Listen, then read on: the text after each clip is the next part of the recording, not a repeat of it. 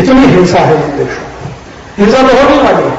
जिस बच्चे को बचपन से माँ बाप का प्यार नहीं मिला, माँ की गर्म गोद का जिसको एहसास नहीं, बाप के स्पर्श का जिसको कोई अंदाजा नहीं, वो तो बड़े होकर डाकू बने, डकैत बने, चोर बने, उचक्का बने, लुच्चा लफंगा बने। ये तो बिल्कुल संभव है। असंभव कहां है इसमें?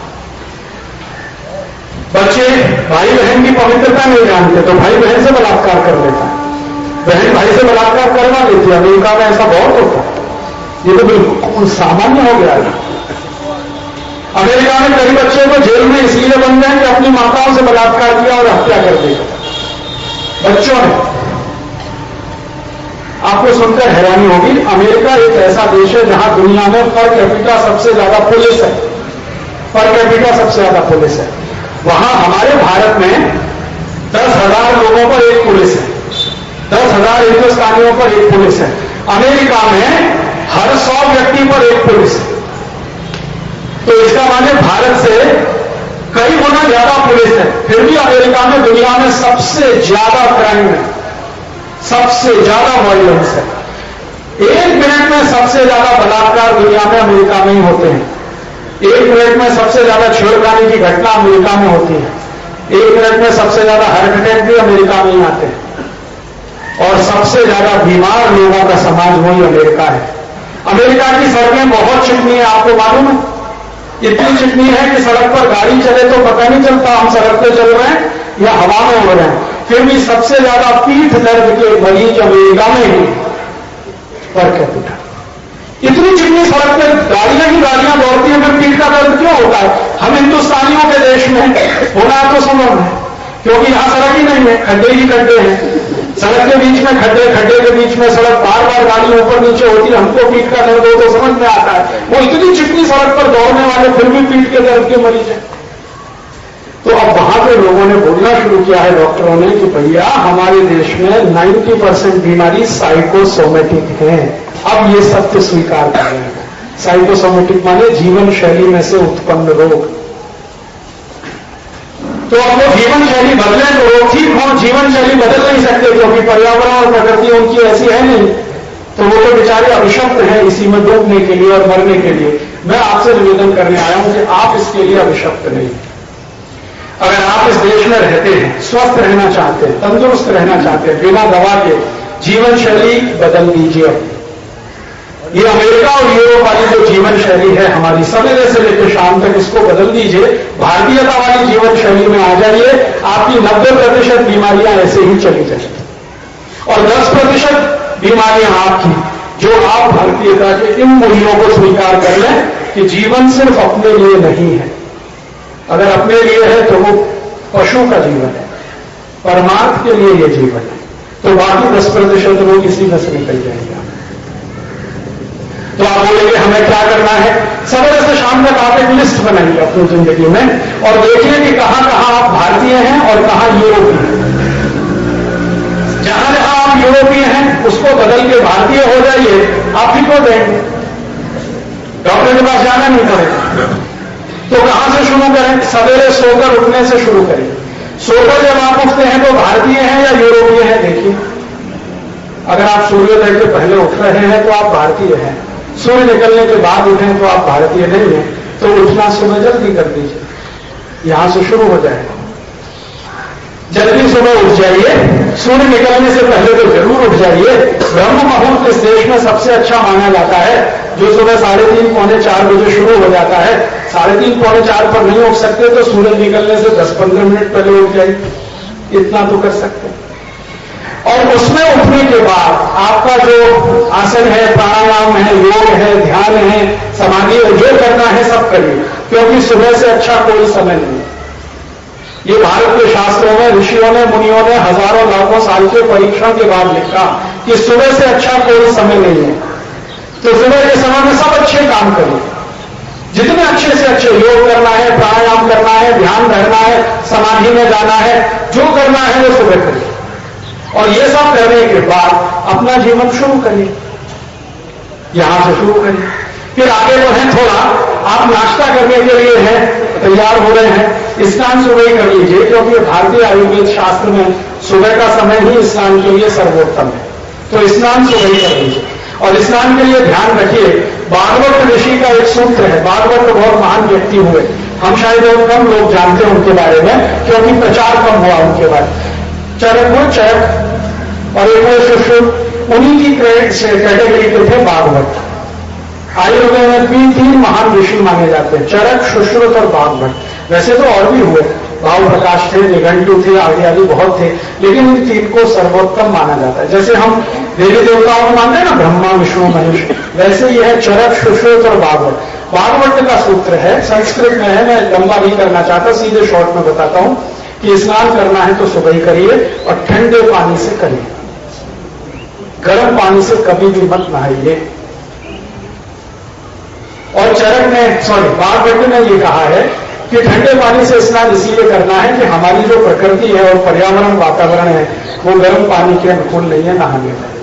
गर्म पानी से नहाना सिर्फ उनके लिए है जो कोई गंभीर और बीमार है, रोग से पीड़ित, बहुत गंभीर कोई रोग है आपको, तो गर्म पानी से नहाने की छूट है। अन्यथा अगर आप स्वस्थ हैं और जिंदगी भर स्वस्थ रहना चाहते हैं तो ठंडे पानी से ही नहाइए। और जैसे आप ठंडे पानी से नहाएंगे तो शरीर खुद उसको बैलेंस कर लेता है। शरीर में जैसे ही ठंडक आएगी ना, उसको गर्म करने के लिए शरीर में हाइपोथैलेमस अपने आप सक्रिय हो जाता है और उसकी क्रिया अपने आप आपको थोड़ी देर में नॉर्मल कर देगी, बैलेंस कर देगी। गंगा जी में नहाते हैं गर्म पानी से, अभी कुंभ चल रहा है ना इलाहाबाद में, सब ठंडे पानी में डुबकी लगाते हैं और सुना है कि वो सब बीमार हो जाते हैं। जो भी कुंभ नहाने जाते हैं सब बुखार लेके आते हैं। मैंने तो ये सुना कि बुखार लेके गए और कुंभ नहा के लौटे तो ठीक हो गए। एक स्वामी शिवानंद थे, अब जीवित नहीं है, योग के बहुत महान माने विद्वान व्यक्ति थे, उनका आश्रम, उनके यहां मेरे पिताजी जाया करते थे। मेरी माताजी पिताजी उनको अपना गुरु मानते रहे। तो मेरे पिताजी माताजी ने बताया कि स्वामी जी के यहां बहुत बार ऐसे लोग आते थे जिनको बुखार आ रहा है, सर्दी जुकाम हो रहा है, तो स्वामी जी कहते थे जाओ गंगा में डुबकी लगाते हो।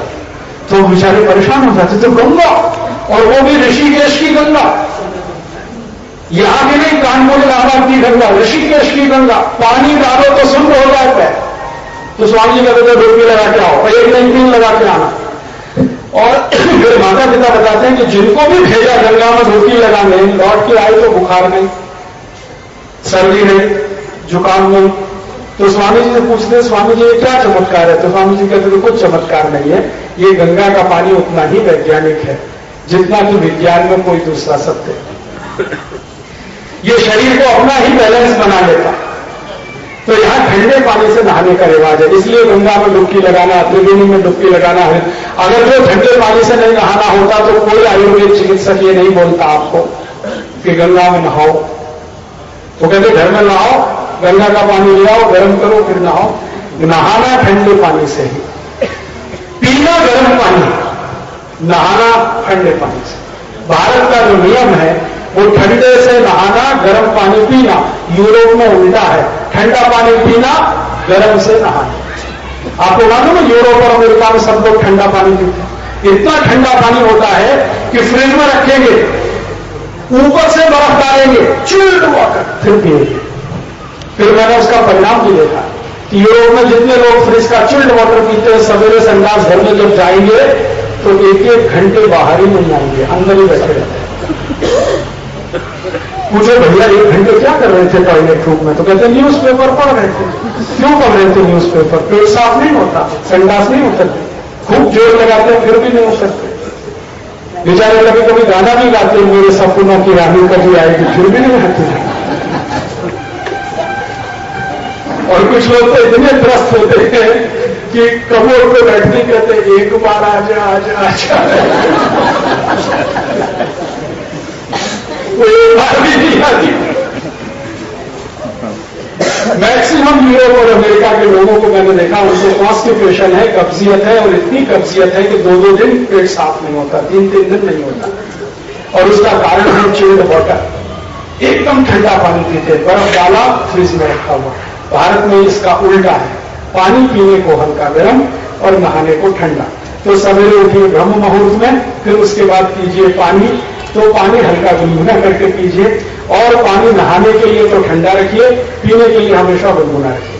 फिर आगे चले, नाश्ते की बात आती है तो अपने भारत देश में और यूरोप में थोड़ा अंतर है। मैंने आपसे फिर कहा कि वहां का पर्यावरण हमारे से बिल्कुल अलग है। यहां जो नाश्ता करना है वो बहुत ज्यादा होना चाहिए, हैवी, भारत में, क्योंकि यहां जो अग्नि है ना पेट की, जठराग्नि, इसका संबंध सूर्य के साथ है।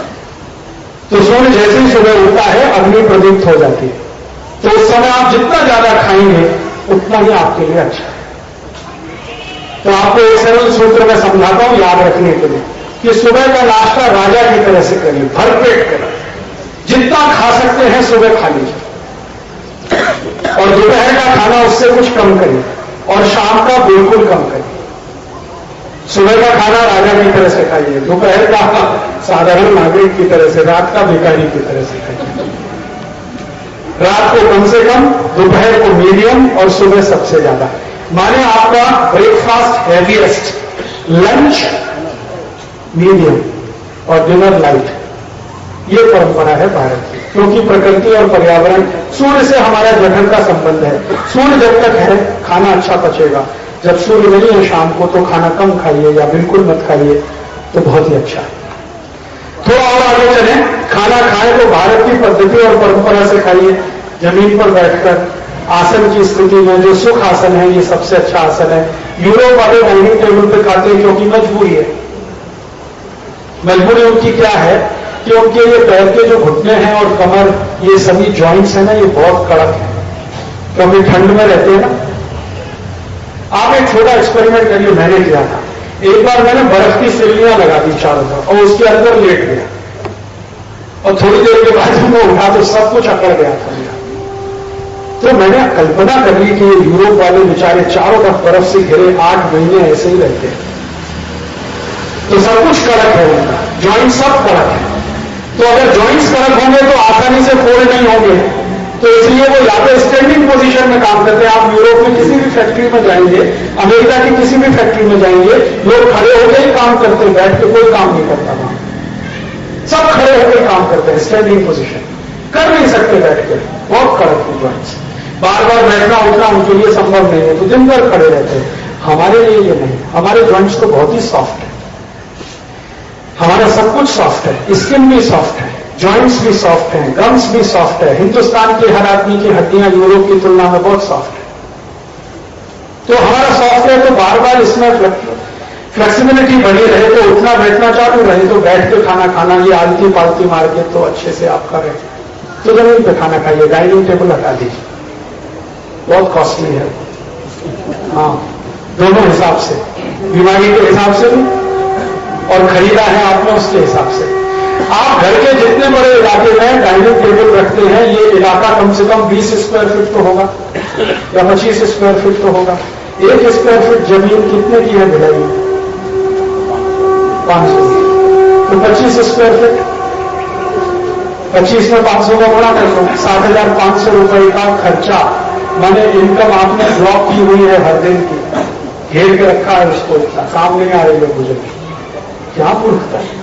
हटा दीजिए इस डाइनिंग टेबल। आप लोग क्या करें, बेच दीजिए कबाड़ी को, कुछ काम आ जाएगा उसके लिए, हाथ पैर निकाल के बेच लेगा उसको।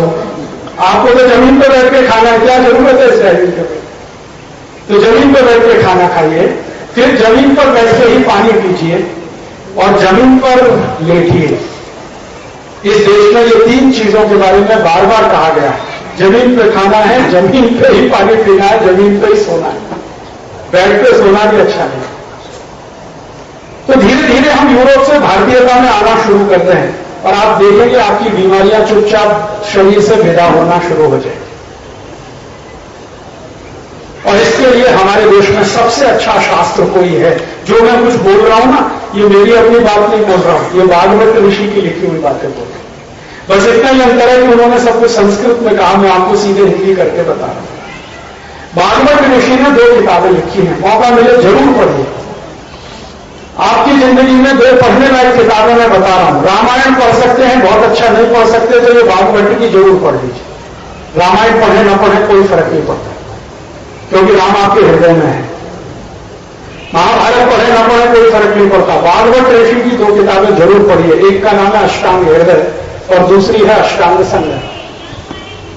अष्टांग हृदय और अष्टांग संग्रह मैंने मेरी जिंदगी में सैकड़ों किताबें पढ़ी हैं, अलग अलग तरह की, इंजीनियरिंग की पढ़ी है, साइंस की, फिजिक्स की, बेसिक फिजिक्स की, लेकिन मेरी मान्यता है जितनी अच्छी ये दो किताबें हैं शायद दुनिया में कोई नहीं। ये मिलती है बाजार में, अष्टांग हृदय भी मिलती है, अष्टांग संग्रह भी मिलती है, भागवत इसके लेखक हैं, इनके सूत्र हैं छोटे छोटे छोटे छोटे, इनका आप पालन करिए। भागवत के सूत्रों को मैं आपको बता देता हूं, पुस्तक जब आप पढ़ें तब पढ़ लेना, 10-15 सूत्र बता देता हूं, तो आपकी जीवन शैली में से स्वस्थ कैसे हो जाए, आप निरोगी कैसे हो जाए, रोग मुक्त कैसे हो जाए, ये इसमें से समझ में आ जाए। भागवत जी कहते हैं खाना कभी भी खाएं, जमीन पर खाइए, ये तो एक बात मैंने बता दी, पानी कभी भी पिए, जमीन पर बैठ के पिए। खाना खाने के लिए वो बोलते हैं कि खाने के साथ पानी मत पीजिए, नेचुरोपैथी में भी यही सोचते हैं, खाने के कम से कम 1 घंटे बाद, 1.5 घंटे बाद पानी पीजिए, तुरंत पानी मत पीजिए। कोई बहुत इमरजेंसी हो तो उसके लिए सूत्र यह है कि एक धान्य से दूसरे धान्य के बीच में जो आप करते हैं ना ट्रांसफॉर्मेशन, माने आप गेहूं की रोटी खा रहे थे, ये एक धान्य है, अब आप चावल खाना शुरू कर रहे हैं, ये दूसरा धान्य, तो दोनों के बीच के जंक्शन पर थोड़ा 1 घूंट पानी पी लीजिए बस। जैसे रोटी खाना पूरा हुआ, अब आप चावल खाना शुरू कर रहे हैं तो 1 घूंट पानी पी के फिर चावल खाना शुरू करिए, इतने की ही अनुमति है। और खाना शुरू कर रहे हैं तो 1 घूंट पानी पी के शुरू करिए, ये एक दूसरी अनुमति है। ये गड़गड़ टोला भर के पीना, ये बहुत खतरनाक है, मत पीजिए। और इसका कारण सीधा सीधा सा यह है कि आप जो कुछ भी खाते हैं उसका पाचन होने के लिए अग्नि प्रदीप्त होती है, और अग्नि प्रदीप्त होगी और आप पानी पी लेंगे तो अग्नि शांत हो जाएगी, तो फिर खाने का पाचन नहीं होगा, तो खाना सड़ेगा, सड़ा हुआ खाना सैकड़ों रोग पैदा करेगा। खाना पचना चाहिए, इसके लिए आवश्यक है कि आप पानी 1-1.5 घंटे बाद पिए। मैंने ये देखा है जानवर जितने हैं ना प्रकृति में, ये सब बाघ भट्ट के चेले हैं, सब जानवर, गाय, भैंस, बकरी, बकरा, घोड़ा, गधा, कुत्ता, सब बाघ भट्ट के चेले। मैंने किसी भी जानवर को खाने के साथ पानी पीते नहीं देखा। गाय सवेरे खाना खाएगी, भरपेट पानी दोपहर को पिएगी, भैंस सवेरे खाना खाएगी, भरपेट पानी दोपहर को पिएगी, बकरी सवेरे खाएगी, पानी दोपहर को पिएगी, चिड़िया, पक्षी सब खाना सुबह खाएंगे, भरपेट पानी सब दोपहर को पिएगी। मनुष्य एक ऐसा मूर्ख प्राणी है जो खाने के साथ गटगट पिएगा और खाने के बाद तो लोटे पर लोटा पिएगा, बहुत खराब है। जब भैंस समझती है तो आप तो समझ जाइए। हमारे जानवरों में सबसे मूर्ख भैंस मानी जाती है, उसको भी भागवत का सूत्र समझता है, तो आप तो समझ लीजिए। आज से इस नियम को पालन करिए, और मैं आपको बहुत विनम्रता पूर्वक कह रहा हूं कि आज से आप ये शुरू कर दीजिए, आज से तीसरे दिन में आपको इसके असर दिख जाएंगे। क्या असर दिखेंगे? खाने के 1.5 घंटे बाद अगर आप पानी पी रहे, 1.5-2 घंटे के बाद सबसे पहले आपका ये एड़ी का दर्द चला जाएगा, अगर है तो सबसे पहले तीसरे दिन से। 4-5 दिन के बाद आपके ये घुटने के दर्द में कमी आ जाएगी, 8-10 दिन के बाद कमर का दर्द कम हो जाएगा, 15 दिन के बाद एड़ी का दर्द और घुटने का दर्द चला ही जाए तो बहुत आश्चर्य मत करना आप इसमें। 3-4 दिन अगर आपने ये किया तो पेट में गैस बनना बंद, खट्टी लगार आना बंद, मुंह में पानी आना बंद, अच्छी नींद आएगी। ये सब 3-4 दिन में शुरू हो जाएगा। आज से शुरू कर दीजिए। मैं ये काम सालों से कर रहा हूं और इसका लाभ मुझे ये है कि कभी डॉक्टर के पास जाने की जरूरत नहीं पड़ती। कभी जाता भी हूं तो ब्लड प्रेशर नॉर्मल है, शुगर नॉर्मल है, ट्राइग्लिसराइड नॉर्मल है, कोलेस्ट्रॉल नॉर्मल है, कोई तकलीफ नहीं है। आप भी कर सकते हैं, बहुत सरल है। खाने के 1-1.5 घंटे बाद पानी पीना, ये बाघ भट्ट का सूत्र मेरा नहीं है। दूसरा सूत्र है वो नेचुरोपैथी में भी है और बाघ भट्ट में लिखा है उसको कि पानी कभी भी पीना हो तो घूंट घूंट भर के पीना, गट पानी नहीं पीना। एक साथ 1 लोटा पानी आपने उतार दिया, मत करिए ये काम, थोड़ा थोड़ा पानी पीजिए। चिड़िया कैसे पानी पीती है? 1-1 ड्रॉप।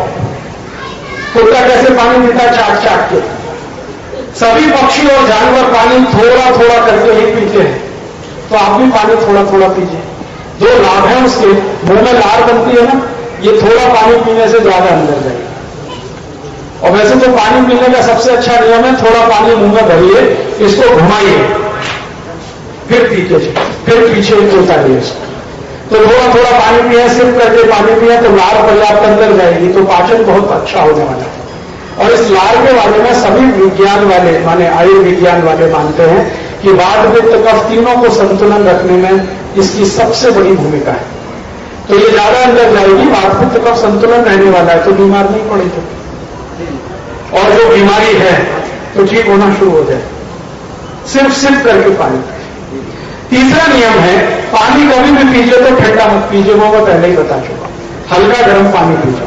आप बोलेंगे जी गर्मी है तो भी अच्छा है हल्का गर्म पिए, नहीं तो घड़े का पी सकते हैं, फ्रिज और बर्फ का तो बिल्कुल नहीं। चौथा नियम है, सुबह उठें तो पानी से शुरुआत करिए अपनी दिन की। सुबह उठने पर पानी से दिन की शुरुआत करिए, चाय से नहीं, कॉफी से नहीं, बीड़ी से नहीं, सिगरेट से नहीं, तंबाकू से नहीं, पानी से शुरुआत करिए। उठते ही पानी पी लीजिए, पूषा पान कहा जाता है, कर सकें तो बहुत अच्छा है। 2-3 गिलास पानी पी लीजिए, सिप सिप करके पी लीजिए, तो बड़ी आंत एकदम साफ रहेगी आप। और जिनकी बड़ी आंत साफ रहती है, छोटी आंत अपने आप साफ रहेगी, तो शरीर एकदम स्वस्थ रहने वाला है। आगे का एक नियम है, वो मैंने पहले ही बता दिया, पानी हमेशा बैठ के पीजिए, खड़े होकर मत पीजिए। खाना खाइए तो बैठ के खाइए, खड़े होकर मत खाइए। खाना खाते समय चबा चबा के खाइए, जल्दी जल्दी मत खाइए। कम से कम उतनी बार चबाइए जितने आपके दांत हैं। तो आपको 32 दांत है तो 32 बार चबाइए, 30 है तो 30 बार चबाइए, 28 है तो 28 बार चबाइए। कोई कहता दांत ही नहीं है तो ऐसा खाना खाइए जिसको चबाना ना पड़े, जैसे खिचड़ी खाइए, हलवा खाइए, बासुंदी खाइए। बासुंदी माने रबड़ी, हाँ रबड़ा। या तो दूध पीजिए, या तो दही खाइए, या तो मट्ठा, या तो कुछ ऐसी चीजें जिसको चबाना ना पड़े। बिना दांत वाले लोग ऐसा करें, दांत है तो चबाते खाइए। और 1-2 दिन आप गिनिए चबाते समय, 3-4 दिन के बाद आदत ही पड़ जाएगी, अपने आप दिमाग गिरेगा, आपको करने की जरूरत नहीं पड़ेगी। फिर उसके आगे का एक छोटा सा नियम है कि खाना खाते समय, यह नियम विशेष है, ये वास्तु से भी जुड़ा हुआ है, आयुर्वेद में भी। यह नियम है कि भोजन करते समय आपका मुंह अगर पूर्व की दिशा में है तो सबसे अच्छा, सूर्य की दिशा सबसे अच्छा, नहीं तो बाकी तो ठीक है, मजबूरी में तो कुछ भी होता है, अच्छा तो यही है। फिर आगे का एक छोटा सा नियम है कि दोपहर को खाना खाया तो 20 मिनट के लिए विश्रांति लीजिए, वामकुक्षी। वामकुक्षी माने ये जो लेफ्ट साइड है ना, इसमें लेट जाइए 20 मिनट, और उस 20 मिनट में नींद ले ले तो बहुत ही अच्छा। रात का नियम है कि खाना खाइए तो 2 घंटे तक मत सोइए, कम से कम 3 घंटे नहीं सो तो और भी अच्छा। दोपहर को खाते ही विश्रांति लेना है, रात को 2-3 घंटे तक सोना नहीं। फिर एक छोटा सा नियम है, अगर कर सकें सब लोग, कि खाने के तुरंत बाद थोड़ी देर अगर शाम को वज्रासन में बैठे तो बहुत अच्छा है। पहले 10 ही मिनट बैठे लेकिन बहुत अच्छा है। दोपहर को भी बैठ सकते। जो वामकुक्षी नहीं कर सकते उनको वज्रासन जरूर करना चाहिए दोपहर को। फिर आगे का एक नियम है कि आप जब भी विश्रांति लें तो सिर आपका हमेशा पूर्व में या दक्षिण में रखिए, आइदर ईस्ट और साउथ। नॉर्थ और वेस्ट में सिर करके कभी मत सोइए, नहीं तो नींद कभी भी अच्छी नहीं आएगी। इसका संबंध है पृथ्वी के गुरुत्वाकर्षण से। आपके ऊपर कम से कम बल लगे तो नींद अच्छी से अच्छी आती है। तो ईस्ट में ही यह संभव है और साउथ में यह संभव है, नॉर्थ में संभव नहीं है और वेस्ट में नहीं। अब मैं बचपन में याद करता हूं कि मैंने बहुत सारे घरों में देखा, किसी की मृत्यु हुई तो तुरंत उसका सिर उत्तर में करते हैं। जीवित रहने पर उत्तर नहीं चलता, मरने के बाद ही उत्तर में किया जाता है। इसलिए उत्तर में सिर करके कभी मत सोइए। मृत्यु की दिशा माने जल्दी मृत्यु आएगी। दीर्घ जीवन जीना है तो ईस्ट में और साउथ में। और एक बहुत अच्छा सूत्र है भागवत का, संस्कृत में है, सीधे हिंदी बताता हूं। भागवत जी कहते हैं कि ऐसे भोजन को कभी मत खाइए जिस पर सूर्य के प्रकाश का और पवन का स्पर्श ना हुआ हो। सूर्य का प्रकाश, पवन का स्पर्श जिस भोजन को नहीं हुआ वो कभी मत खाइए। भागवत ने ये बात हजारों साल पहले कही और आज की शताब्दी में ये बिल्कुल सटीक दिखाई देती है। सूर्य का प्रकाश और पवन का स्पर्श नहीं हुआ ऐसा एक ही भोजन होता है जो फ्रिज में रखा हुआ है कि नहीं? फ्रिज में सूर्य का प्रकाश नहीं जाता, फ्रिज में पवन भी नहीं घुस सकती, ये भोजन मत खाइए, खतरनाक है। ये बालभट्ट ने हजारों साल पहले कहा था, तब फ्रिज नहीं था, लेकिन शायद उनको ये अंदाजा रहा होगा कि एक दिन ये दुनिया मूर्खता करेगी और ऐसा कुछ चीज बनाएगी मशीन जो लोगों को बीमार करेगा। इसलिए उन्होंने बोला है कि सूर्य प्रकाश और पवन स्पर्श जिसको नहीं हुआ ऐसा भोजन मत करिए, माने फ्रिज का खाना मत खाइए, ताजा ताजा बनाया हुआ खाना खाइए। फ्रिज मैंने बताया यूरोप के लिए मजबूरी है, हमारे लिए स्टेटस सिंबल नहीं हो सकता। हम ताजा खाना बना के रोज सुबह खाते हैं, फिर शाम को भी खाते हैं। और खाने का तो नियम यह है कि 1 घंटे के अंदर बना के खा लेना बहुत अच्छा है। खाना बनाया और 1 घंटे में खा लेना ही सबसे अच्छा है। ये फ्रिज में रख के शाम को खाना, फिर शाम का अगले दिन खाना, फिर सुबह का दूसरे शाम को खाना, ये महामूर्खता है। ये आप खुद बीमारी की तरफ जाना चाहते हैं। ऐसे ऐसे बालभट्ट ऋषि के 2000 नियम मैंने आपको 10 बारे बताए। 2000 में बता सकता हूं, लेकिन उसमें बहुत समय जाएगा। आपके पास भी नहीं है, मेरे पास भी नहीं। तो ये 10 बारे नियम मैंने बता के आपको कहा कि आप इसे शुरू करिए। अगर आपको मजा आए तो आगे 2000 नियम बताने आऊंगा, इस्लाम में मैं आपको विश्वास दिला। लेकिन उसके लिए आपको जैसे राम कथा होती है ना, ऐसे स्वास्थ्य कथा करानी पड़ेगी। हाँ, मैंने एक बार ये बोला है बहुत पहले स्वास्थ्य कथा में, उसमें 40 घंटे लगते, तब 2000 सूत्र समझ में आते। तो 40 घंटे कब होंगे? रोज 3 घंटे सुनो तो 11 दिन चाहिए, 12 दिन चाहिए, 13 दिन चाहिए। तो इतने दिन में राम कथा होती है। तो कभी आप तय करो भिलाई वाले कि हम स्वास्थ्य कथा कहाएंगे। राम कथा बहुत हो गई, कृष्ण कथा भी हो गई, कोई राम नहीं हो रहा है, कोई कृष्ण भी नहीं। हाँ, सालों साल से हम सुन रहे हैं राम की कथा, सालों साल से सुन रहे हैं कृष्ण की कथा, एक राम नहीं निकलता, एक कृष्ण नहीं निकलता। रावण और कंसों की संख्या बढ़ती जा रही है। रावण बहुत हो रहे हैं, कंस बहुत है। तो मैं आप लोगों से विनती करता हूं कि भाई स्वास्थ्य कथा कहना शुरू करो, तो कम से कम हम अपने लिए तो कुछ कर पाएंगे, अपना जीवन सुखी बनाएंगे, अपना जीवन निरोगी बनाएंगे। और शायद इसकी जरूरत है देश को, इसलिए रामदेव जी ने कहना शुरू किया स्वास्थ्य कथा ही तो है। और लोग सवेरे सवेरे 4 बजे सब छोड़ छाड़ कर पहुंच जाते हैं स्वामी जी के पास, और स्वामी जी बोले पैर ऊपर कर लो तो ऊपर, सिर नीचे कर लो तो नीचे। 100 करोड़ रुपए का मालिक, 200 करोड़ रुपए का मालिक स्वामी जी के कहने में सिर नीचे कर रहा है, पांव ऊपर कर रहा है। स्वामी जी कहते हैं 2 मिनट ऐसे रखो, नीचे नहीं गिराना, ऊपर। जो आदमी कभी 8 बजे पहले सोकर नहीं उठा, वो रामदेव जी के यहां सवेरे 4 बजे पहुंच जाता है, गाड़ियां लाइन से लगाता है। कारण क्या है? शायद उसकी जरूरत है उसको, इसलिए ना। तो मुझे ऐसा लगता है कि ये स्वास्थ्य कथा आज कही जाए इस देश में, तो शायद ज्यादा इसमें से अच्छे परिणाम निकलेंगे। कम से कम एक परिणाम तो अच्छा निकलेगा, सब निरोगी हो जाएंगे, सुखी हो जाएंगे, तो उनका लाखों करोड़ों का खर्चा बचेगा और देश की उत्पादकता बढ़ेगी और समाज थोड़ा बेहतर हो जाएगा। तो आपको ये विषय में अगर रुचि हो तो कभी दोबारा आप रख सकते हैं, लेकिन 8-10 दिन लगातार 4-4 घंटे मैं बात करूंगा। उसमें मैंने स्लाइड्स प्रोजेक्शंस बनाए हैं, एलसीडी प्रोजेक्टर से बड़े स्क्रीन पर मैं उसको दिखाता हूं। बालभट्ट का सूत्र क्या है, उसका अर्थ क्या है और उसका आज के समय में अर्थ क्या है, ऐसा करके। तो खैर कभी भविष्य की बात है, लेकिन आज जो 10 बारे बताया ये आप ध्यान रखिए, इतने से शुरू करिए, बहुत लाभ हो जाएगा। अभी आखिरी हिस्सा मेरे व्याख्यान का, कि आपके अपने घर में जो कुछ भी है वो सब औषधि है, इसका ध्यान रखिए हमेशा। भारत में ऐसी कोई चीज नहीं है जिसका औषधीय गुण नहीं है। भारत में ऐसी कोई चीज नहीं है जिसका औषधीय गुण नहीं है। आप जिस घास पर पैर रख के बैठे, इस घास का भी औषधीय गुण है। हर चीज का औषधीय गुण है, क्योंकि इस देश पर सूरज की बहुत मेहरबानी है, सूर्य का प्रकाश भरपूर है, इसलिए जो कुछ उगता है सूर्य के प्रकाश से कुछ ना कुछ विशेषता लिए हुए रहता है। तो अगर आप इसको समझ लें तो चिकित्सा आप खुद कर सकते हैं। वैसे आयुर्वेद में यह कहा गया है कि खान पान और पथ्य अपथ्य ये 2 महत्व के हैं, औषधि तीसरे नंबर पर है।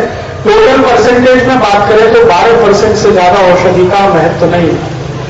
बाकी 88% जो महत्व है वो खाने पीने का, कैसे खाना, कब नहीं खाना, कितना खाना, कितना नहीं खाना, किसके साथ क्या खाना, किसके साथ क्या नहीं खाना, विरुद्ध आहार की जो बात है ना, ये 88% है आयुर्वेद में। सिर्फ 12% औषधि है। अभी उल्टा हो गया, हम औषधि पे ज्यादा फंस गए, बाकी चीजें हमने गौर कर ली। तो मैं आपसे कह रहा हूं कि औषधि को महत्व है लेकिन बहुत नहीं है, इसका ध्यान रखिए। ज्यादा महत्व है खान पान का, जो मैंने छोटी छोटी कुछ बातें आपको बताई।